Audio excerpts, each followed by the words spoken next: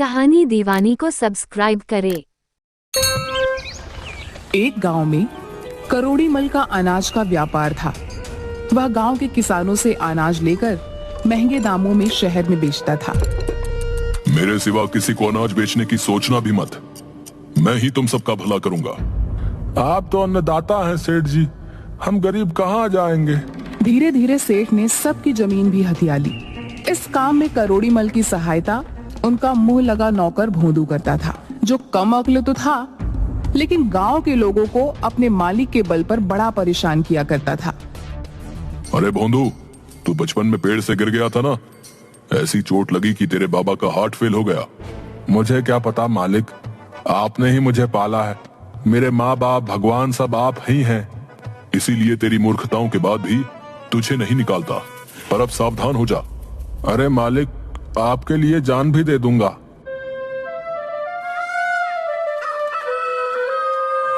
एक दिन करोड़ी मल भोंदू के साथ सामान लेने शहर गया।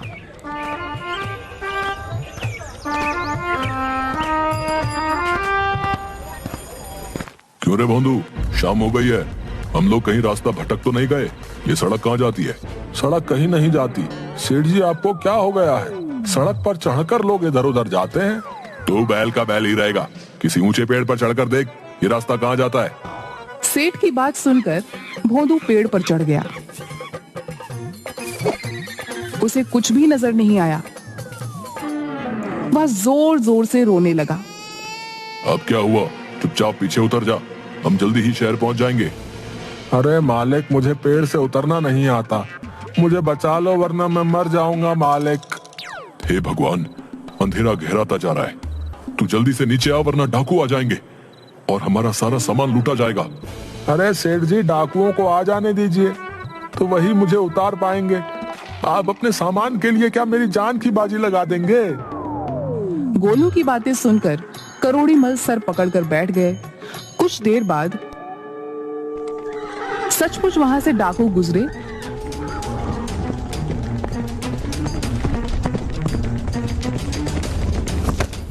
उन्होंने संजीदा राम को पूरी तरह से लूट लिया और भोंदू को पेड़ से नीचे उतारकर फेंक दिया। हाय मेरी कमर, मेरी कमर टूट गई। जब उतारना ही था तो धीरे से उतारते। चलिए सेठ जी, जल्दी से चलते हैं, अब डरने की कोई बात नहीं। सेठ अपनी किस्मत को कोसता हुआ वापस अपने घर आ गया।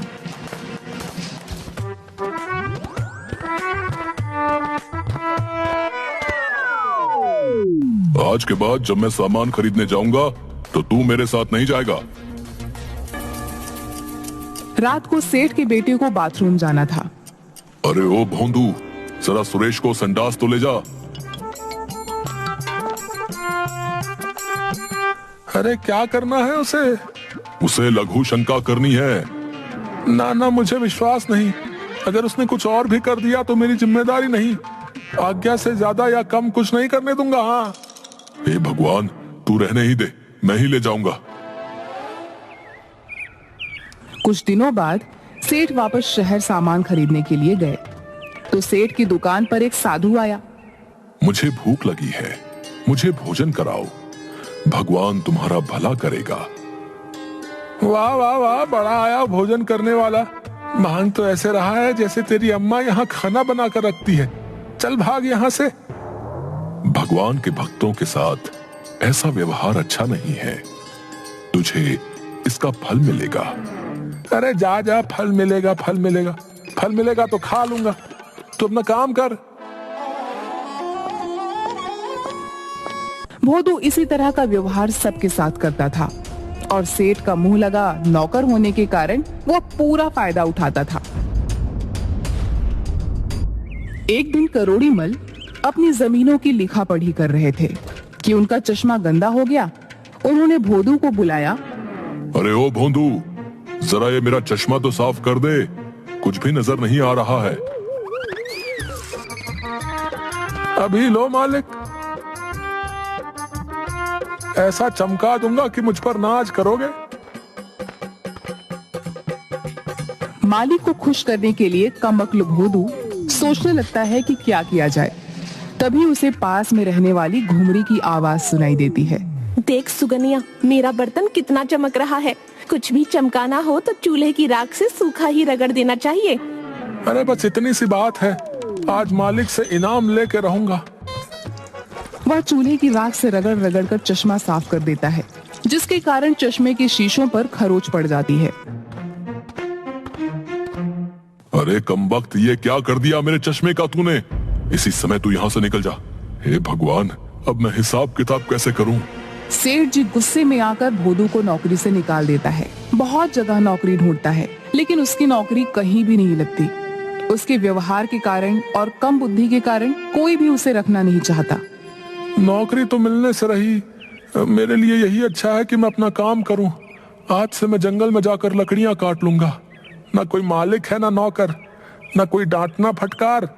आराम से जीवन बिता लूंगा। जिंदगी में कभी भी मेहनत से काम ना करने के कारण वह किसी तरह पेड़ पर तो चढ़ गया, लेकिन कुल्हाड़ी से लकड़ियां काटने में उसकी जान निकलने लगी। लेकिन वह थोड़ी बहुत लकड़ियां काट कर ले आया और उन्हें बेचकर एक दिन का खाना बना लिया। अगले दिन वह फिर लकड़ियां काटने चला। मुझसे ज्यादा लकड़ियां तो काटी नहीं जाती हैं। ऐसा करता हूँ, पेड़ की सबसे मोटी डाल पर बैठ जाता हूँ, उसी को काट दूंगा। भले ही एक टहनी काटूं, कम से कम ज्यादा लकड़ी तो मिलेगी। वह जिस डाल पर बैठा है उसी डाल को काटने लगता है। तभी वहाँ से एक साधु गुजरता है और उसे इस तरह से डाल काटते हुए देखकर जोर से चिल्लाता है। अरे मूर्ख, पागल तो नहीं हो गया है? जिस डाल पर बैठा है उसी को काट रहा है। मरना चाहता है क्या? अभी नीचे गिरेगा।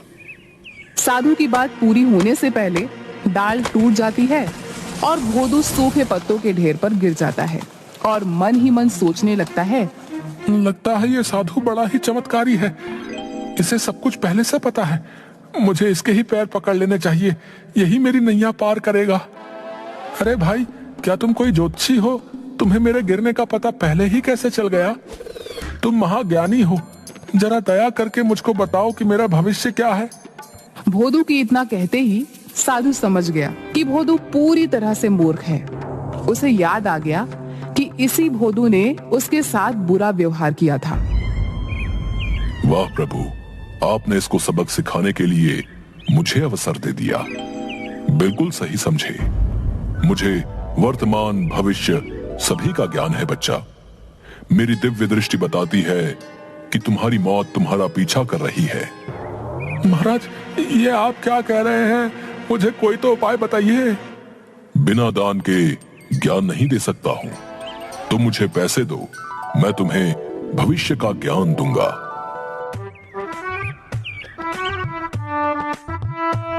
जेबों में उसे एक आने के सिवा कुछ भी नहीं मिलता। साधु महाराज, मेरे पास सिर्फ यही एक आना है। कृपया इसे स्वीकार करें और मुझे बताएं कि मैं कैसे मौत से अपनी रक्षा कर सकता हूँ।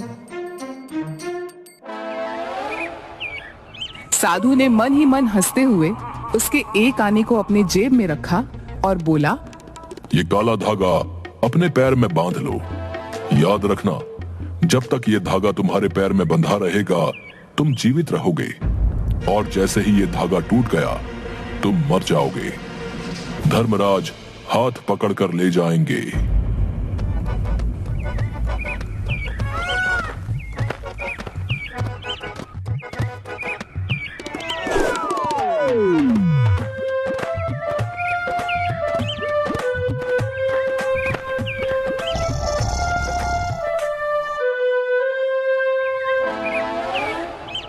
अजी, कुछ पैसे कमा कर लाओ। सुबह से घर में चूल्हा भी नहीं जला है।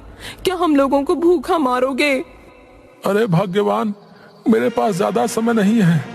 मैं बिस्तर से उठा और मेरे पैर का धागा टूटा तो तू विधवा हो जाएगी। क्या बकवास कर रहे हो? धागा टूटने से भला कोई मरता भी है? अरे आज मैं एक ऐसे महाराज से मिला था जिसे भूत भविष्य सबका पता था। उन्होंने कह दिया तो ये होना निश्चित है। भोदू की पत्नी जानती थी कि भोदू के दिमाग में जो आ गया उसको हटाना नामुमकिन है। मजबूरी में वह खुद ही काम करने सेठ करोड़ीमल के घर गई।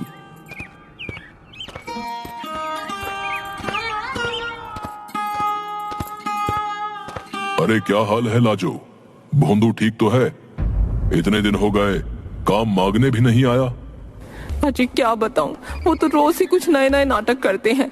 आजकल उन्होंने पैर में एक धागा बांधा हुआ है। कहते हैं अगर धागा टूट गया तो वो मर जाएंगे। चल तू परेशान मत हो, मैं खुद तेरे घर चलता हूँ और उसे खींच कर ले आता हूँ। उस मूर्ख को मेरे सिवा कोई नहीं उठा सकता। करोड़ी मल भोंदू के घर पहुंचते हैं। घर में रोना धोना लगा होता है। आइए आइए सेठ साहब, देखिए ना, भोंदू कह रहा है कि वो मर गया है। मैं बर्बाद हो गई, भरी जवानी में मर गया रे। हाय दैया, आप मर गए, अब क्रियाकर्म के पैसे कहाँ से आएंगे? ये क्या बकवास है? चुप रहो तुम। ये सब कैसे हो सकता है? वो तो मेरे सामने ही बैठा हुआ है। अरे भोंदू, तू क्या कर रहा है? सेठ साहब, जंगल में मैं एक बहुत बड़े साधु से मिला था। उसने मुझे पहले ही बता दिया था कि अगर ये काला धागा टूट गया तो मैं मर जाऊंगा। देखो ना, काला धागा टूट गया है। अब धर्मराज हाथ पकड़ कर ले जाएंगे। अरे पागल, जबकि सबके सामने जिंदा बैठा है तो मर कैसे गया? किसी ने तुझे बेवकूफ बनाया है। अब चल और काम कर। मैंने दूसरा चश्मा खरीद लिया है। चल अब उसको चमका दे। ये क्या कह रहे हैं मालिक? हम तो बाबा पर बहुत विश्वास करते हैं। मर गए तो मर गए, अब तो बस मेरे क्रियाकर्म का इंतजाम करिए। बाबा ने कहा था मरने पर धर्मराज हाथ पकड़ कर ले जाएंगे। अरे मरने के बाद तो धर्मराज के कोड़े खाने होंगे। दूसरा, ये सब तुझे जला भी देंगे। जिंदा रहेगा तो मेरे साथ हवेली पर ऐश करेगा। पर धागा तो टूट गया है। रहेगा मूर्ख का मूर्ख। अरे जब तक यमराज लेने आए कुछ और बांध ले, उन्हें कैसे पता चलेगा? अरे ये देख, अपनी कजरी के गले में पड़ी काली रस्सी धागे से ज्यादा मोटी है। पर वो हमारी कजरी को ले गए तो? अरे यमराज हाथ पकड़ के ले जाते हैं, कजरी के हाथ ही नहीं है। बस दोनों बच गए। वाह वाह मालिक, आप हमें बचाए लिए। अरे लाजो, आज से ये रस्सी हमारे गले में बांध दे, हम जी जाएंगे और कजरी भी जिंदा रहेगी। लाजो कजरी की रस्सी भोंदू के गले में डाल देती है और करोड़ी मल उसकी मूर्खता पर हंसते हुए रस्सी पकड़कर उसे अपने घर ले जाते हैं।